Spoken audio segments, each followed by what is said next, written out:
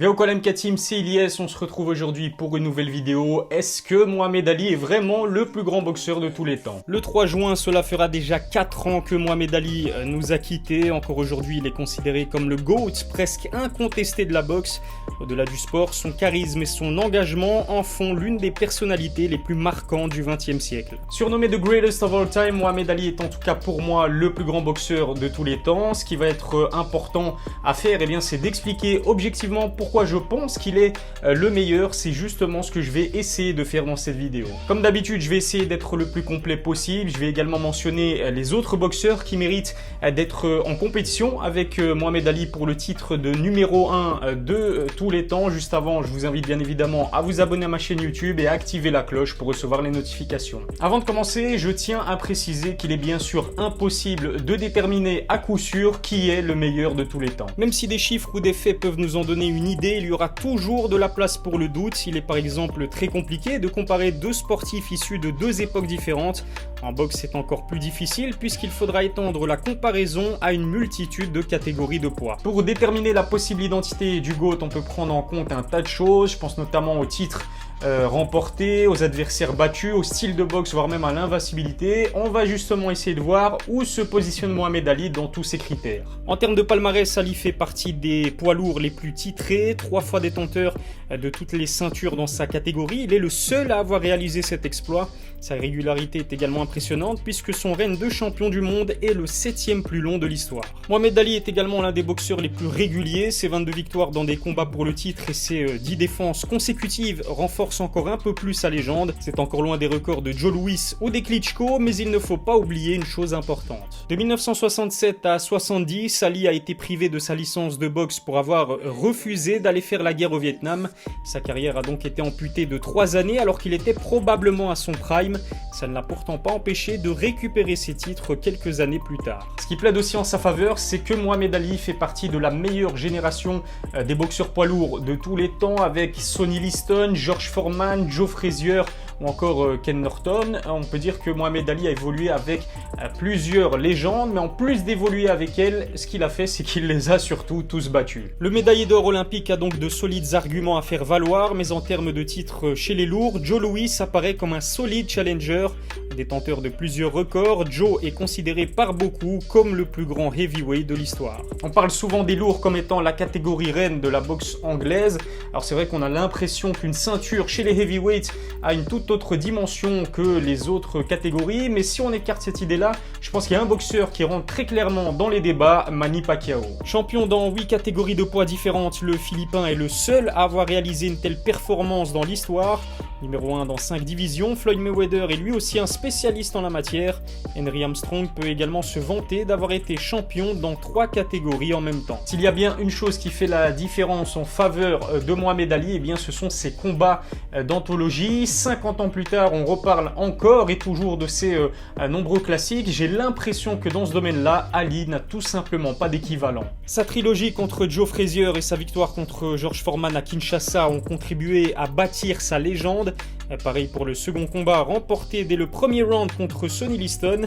Le KO a d'ailleurs donné lieu à l'une des photos les plus connues de l'histoire du sport. Passons maintenant à un autre critère pour déterminer le possible GOAT de la boxe, c'est le style. À ce petit jeu, j'ai l'impression qu'il y a 3 boxeurs qui se démarquent largement, Mohamed Ali, Floyd Mayweather et Mike Tyson. On avait l'impression que Mohamed Ali volait sur un ring, son jeu de jambes et sa vivacité faisaient de lui un poids lourd pas comme les autres.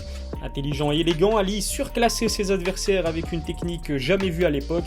En 61 combats, il n'a été mis KO qu'une seule fois, c'était en fin de carrière contre Larry Holmes. Sa résistance hors du commun font partie de sa légende. Et puis il faut dire aussi que Mohamed Ali était un boxeur ultra courageux. Contre George Foreman, qui est l'un des plus gros punchers de l'histoire, il s'est délibérément laissé tabasser pendant 8 rounds. Alors la stratégie était de fatiguer George Foreman, une stratégie risquée mais payante puisqu'Ali l'a emporté sur KO. Du côté de Floyd Mayweather, c'est surtout sa science de la défense qui lui vaudra le respect de ses pairs. Doté de réflexes exceptionnels, l'américain est en plus un tacticien d'un tout autre niveau. Sa façon unique d'utiliser ses épaules pour neutraliser les coups de ses adversaires donnait l'impression qu'il était impossible de le toucher. Dans un tout autre registre, Mike Tyson faisait parler toute sa bestialité pendant un combat. La combinaison de puissance et de rapidité ne laissait aucune chance à ses adversaires. Plus jeune champion du monde chez les lourds, Iron faisait preuve d'une agressivité fascinante pendant ses combats. Iron Mike est le boxeur le plus intimidant de tous les temps. À ce niveau-là, il n'y a finalement aucun sportif qui lui arrive à la cheville. Alors si l'argument le plus important pour déterminer le GOAT, c'est la peur qu'on suscite chez ses adversaires, Mike Tyson est le numéro 1 et de très loin. Si on prend en compte la puissance, Mike Tyson est également numéro 1, ce qui fait la différence avec d'autres énormes punchers comme George Foreman ou Deontay Wilder, c'est sa technique exceptionnelle. Mais avec le ratio de KO le plus important de l'histoire, le Bronze Bomber a sa place dans le débat. Reste qu'un véritable GOAT se doit d'avoir plus d'une corde à son arc. J'ai eu l'occasion d'en parler dans plusieurs de mes vidéos, mais dans la boxe moderne, l'invincibilité est devenue quelque chose de primordial. C'est vrai qu'à l'époque d'Ali, ça ne l'était pas. À l'époque d'Ali, le plus important, c'était d'affronter les meilleurs, quitte à perdre. Alors ce changement de mentalité, on le doit en partie à un boxeur, Floyd Mayweather. Avec ses 50 victoires en autant de combats, Money a bâti sa réputation sur sa faculté à demeurer invaincu. Multiple champion du monde, il est le boxeur le plus influent du 21e siècle. Floyd est également de très loin le boxeur le plus riche de l'histoire, véritable businessman. Il a fait passer la boxe dans une toute autre dimension financière. Désigné plusieurs fois sportif le plus riche par le magazine Forbes, Mayweather a su gérer sa carrière à la perfection. Mais beaucoup lui reprochent de choisir des combats qu'il est sûr de remporter. Ses détracteurs estiment que Money a affronté Canelo trop tôt et Manny Pacquiao beaucoup trop tard. On peut également citer la légende qui était Rocky Marciano avec 49 combats pour autant de victoires. Il fait partie des meilleurs boxeurs de tous les temps. En revanche, je pense qu'il est bien évidemment trop tôt pour mentionner Tyson Fury dans les débats. Il m'est bien sûr impossible de revenir sur tous les critères, sinon la vidéo durerait toute une journée, mais je peux également mentionner Sugar Ray Robinson ou encore Roberto Duran pour leur longévité. À eux deux, ils cumulent plus de 300 combats étalés sur une vingtaine d'années. Ils méritaient au moins d'être mentionnés dans la discussion. On a vu que les débats étaient très serrés pour déterminer le véritable GOAT de la boxe. Pour certains critères, Mohamed Ali se distingue, mais pour d'autres, on a vu que certains boxeurs avaient eux aussi leur place dans les débats. Ce qui fait la différence entre Ali et tout le reste dépasse finalement largement le cadre même du sport. Mohamed Ali est plus qu'un boxeur, c'est une icône. Très engagé, il n'a pas hésité à mettre sa carrière en danger pour ses convictions. Emprisonné pour avoir refusé de faire la guerre au Vietnam, il était le porte-parole de la communauté afro-américaine et musulmane aux États-Unis. Ali maîtrisait l'art de la parole comme aucun athlète avant lui. Ce talent, il le mettait au service de la collectivité pour défendre ceux dont la voix avait du mal à être entendue. Je rappelle que dans les années 60, la ségrégation raciale était encore très présente aux États-Unis. Beaucoup le considèrent d'ailleurs comme l'inventeur du trash talk. Ali était tellement doué que chacune de ses conférences de presse devenait incontournable. Mike Tyson remportait un combat avant de le disputer par la peur qu'il suscitait. Mohamed Ali, lui, le faisait en humiliant ses adversaires avec d'énormes punchlines. Encore aujourd'hui, la popularité de Mohamed Ali est énorme. De nombreuses personnalités reconnaissent d'avoir été influencées par le boxeur.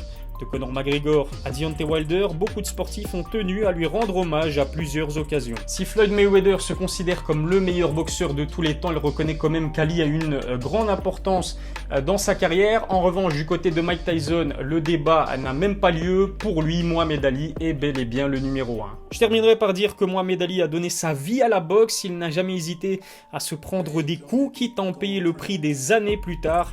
Atteint par la maladie de Parkinson, Ali décède en 2016 après une longue vie de combat.